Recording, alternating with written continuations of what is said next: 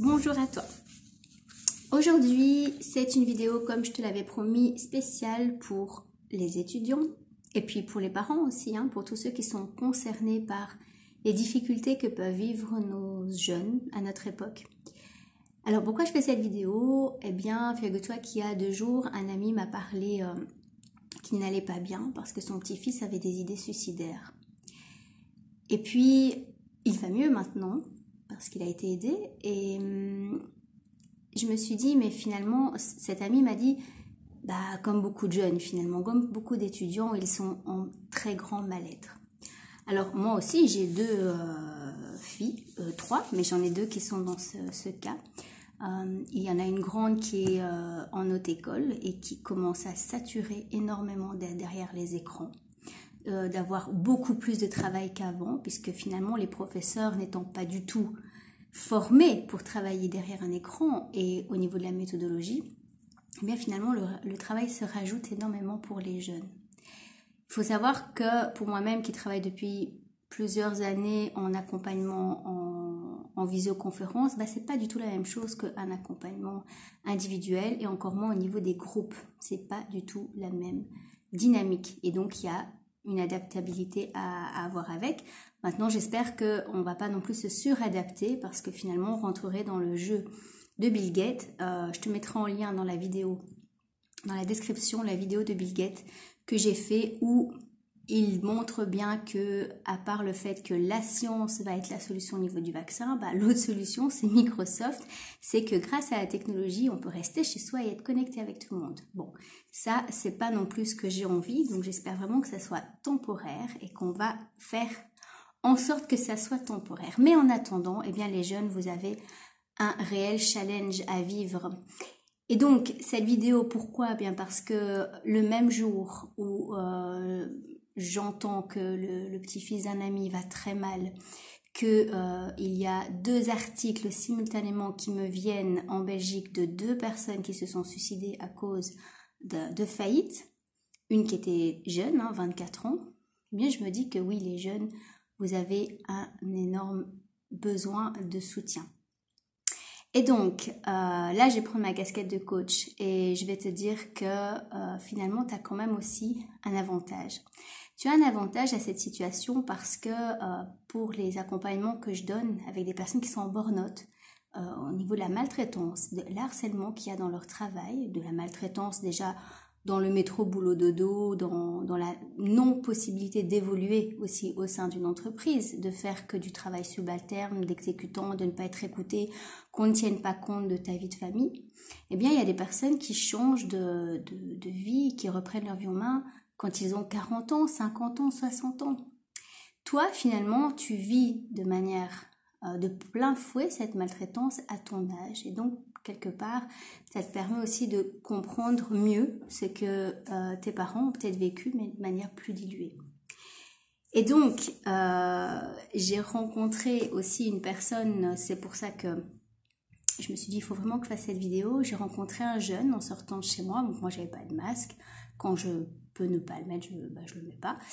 Et quand on rencontre des gens qui n'ont pas le masque, on a envie de discuter avec eux, c'est attractif.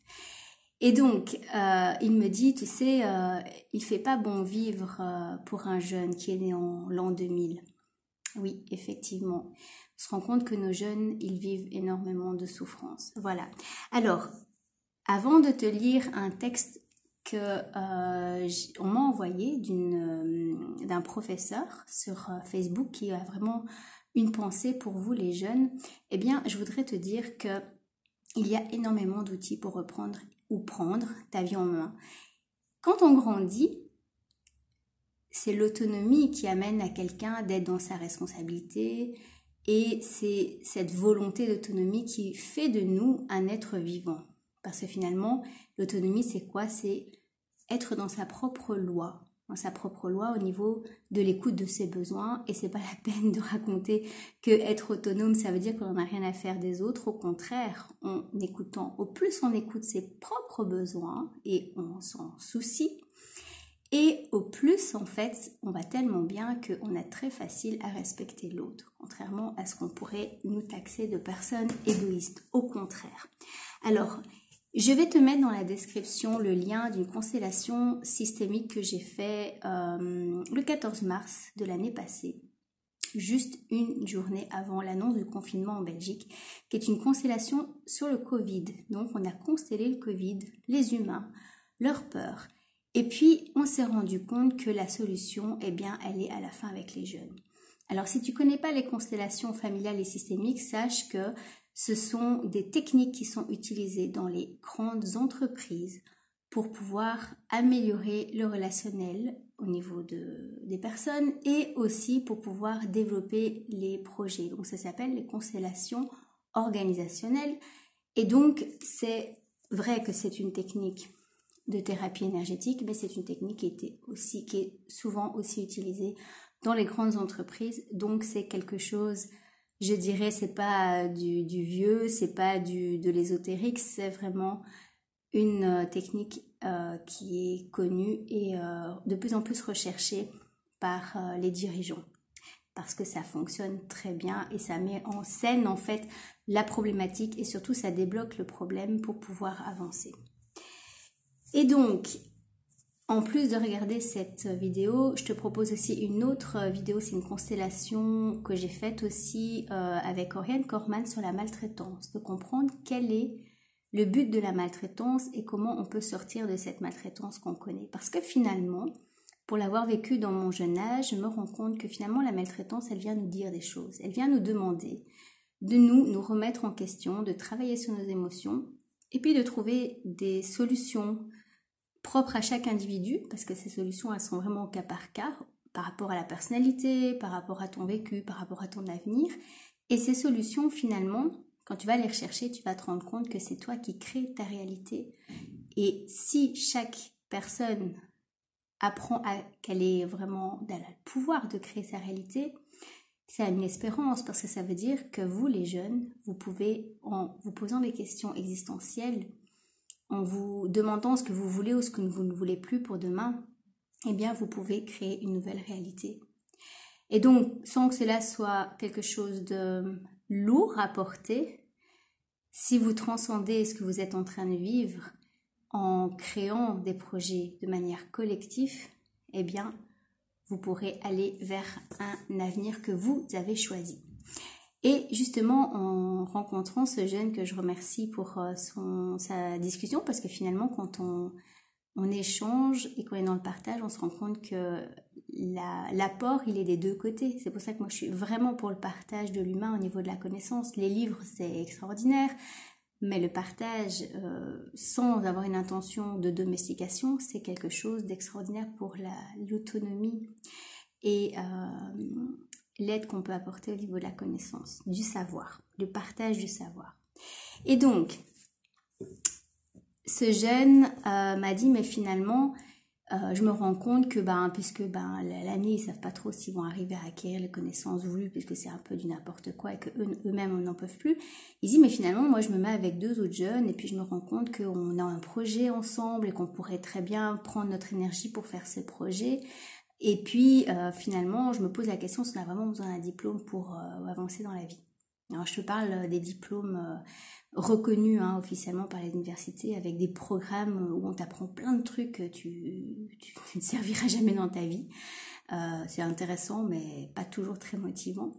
Très technique aussi, et comme tu le sais, quand on apprend, il y a énormément de pourcentage de choses qu'on ne retient pas. Donc pourquoi bourrer la tête des jeunes de choses juste pour un examen, alors que concrètement, ce qu'ils auront besoin n'est pas spécialement dans le cours.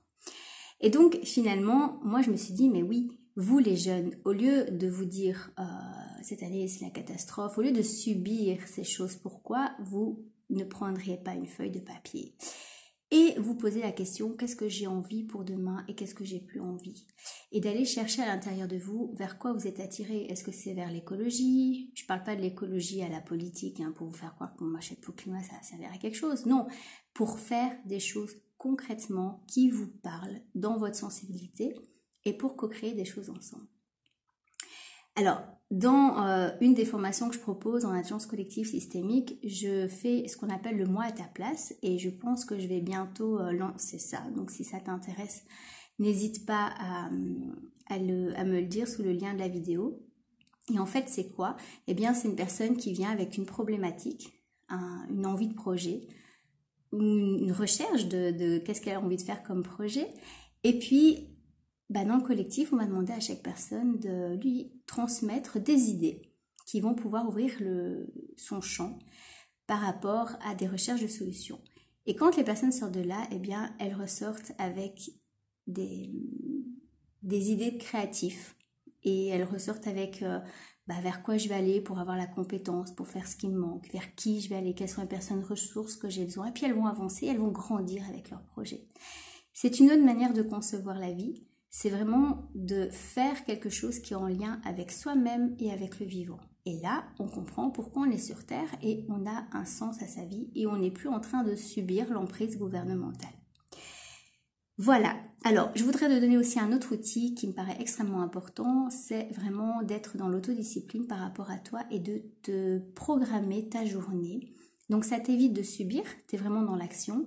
Essaie de faire des choses qui te plaisent. Donc, de te dire, voilà, moi maintenant, c'est moi qui décide de ma journée, c'est moi qui décide vers quoi j'ai envie d'aller.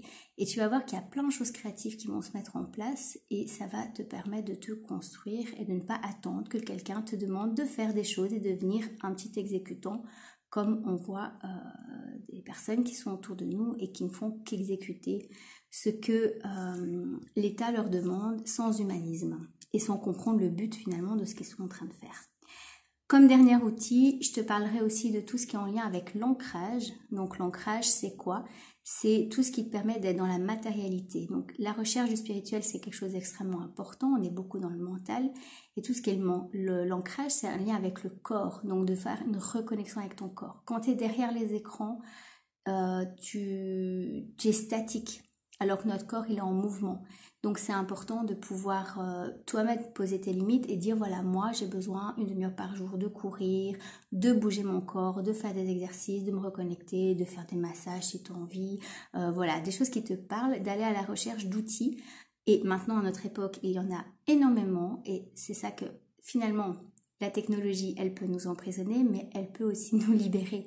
Et donc grâce aux outils, aux technologies, aux vidéos, aux articles, aux blogs, eh bien, tu vas pouvoir trouver quantité d'outils sur Internet de développement personnel, de personnes généreuses qui donnent tout pour pouvoir gérer tes émotions, être plus connecté à ton corps, être plus proche de la nature, savoir ce que tu veux dans la vie. Il y a tout ce qu'il faut sur Internet. Une fois que tu sais que ça existe et que tu recherches, tu vas voir que tu peux vraiment aller vers toi-même et vers tes projets. Donc, apprendre à s'ancrer. Pour ma part, je travaille beaucoup sur l'ancrage. Et donc, qu'est-ce que je propose aux personnes? Il y a l'exercice de l'arbre sur Internet. Ça prend 5 minutes par jour, c'est très puissant.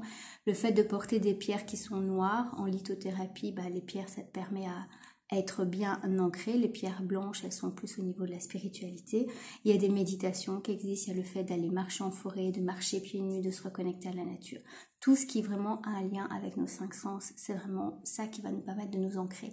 Quand on s'ancre avec notre corps, on permet d'être aussi lié avec notre émotionnel, avec notre centre instinctif, notre ventre. Et donc, on sait ce qui est bon pour nous. Et là, on ne se fait plus manipuler et on ne perd pas notre temps sur un mauvais chemin. Voilà.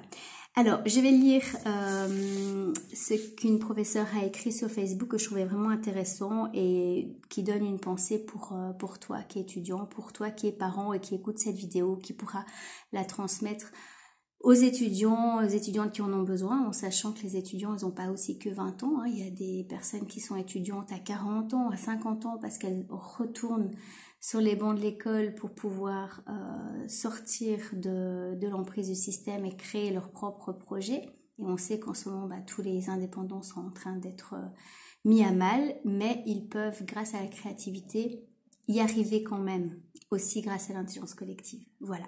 Alors, qu'est-ce qu'elle nous dit, cette personne? Elle dit « J'ai envoyé ce courrier à mes élèves ce matin et à leur réaction. Je me rends compte qu'ils ont besoin que tout le monde prenne conscience de leurs difficultés. Mes chers élèves, ce matin, certains d'entre vous sont en classe, d'autres à la maison. Certains d'entre vous sont derrière un écran, d'autres derrière un masque. Certains d'entre vous trouvent satisfaction dans cette hybridation, d'autres en souffrent. Certains d'entre vous ont une chambre et un PC, D'autres partagent tout avec sœurs, frères et parents. Certains d'entre vous vont trouver la parade et s'en sortir, d'autres pas. Certains d'entre vous gardent leur soif d'apprendre, d'autres sont déjà bien démotivés. Quelle que soit votre situation, chers élèves, je vous applaudis et je vous encourage. Il n'est décidément pas facile d'être ado en 2020. Apprendre la prononciation d'anglais sans bien comprendre ce qui se dit derrière les masques, apprendre de nouveaux théorèmes derrière un écran avec l'aspirateur du voisin en bruit de fond, apprendre le saut en longueur sur un tableau parce que le sport aussi est suspendu. Non, il n'est pas facile d'être un ado en 2020. Pas de fête entre amis, pas de sport en équipe, pas de câlin à mamie. Et pourtant, chers élèves, derrière le masque ou l'écran, vous êtes là, tantôt vaillant, tantôt vacillant, mais vous êtes là. Votre jeunesse est bouleversée. Chaque jour est à inventer entre gel sur les mains et check avec les pieds. Aux infos, on parle de la pénibilité de certains métiers et des conditions difficiles dues à cette pandémie. Vous aussi, vous vivez de grandes difficultés. Et vous relevez brillamment le défi. Pas celui de la réussite scolaire, non. Vous n'êtes pas vos résultats. Mais le défi de rester vivant, de garder le sourire derrière le masque ou l'écran, d'être là, d'être vous malgré tout. Bravo, mes chers élèves. Et vous savez quoi? Le défi scolaire aussi, on va le relever, ensemble. Pas grâce aux 2456 circulaires jaunes ou rouges. Grâce à vous, grâce à votre enthousiasme, à votre curiosité, à votre incroyable capacité d'adaptation. Vous aussi, vous êtes les héros de cette pandémie.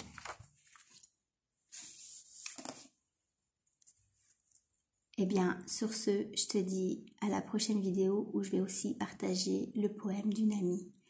Parce que les adultes aussi, ils souffrent d'une autre manière. Et puis, je pense qu'ensemble, on peut changer notre paradigme.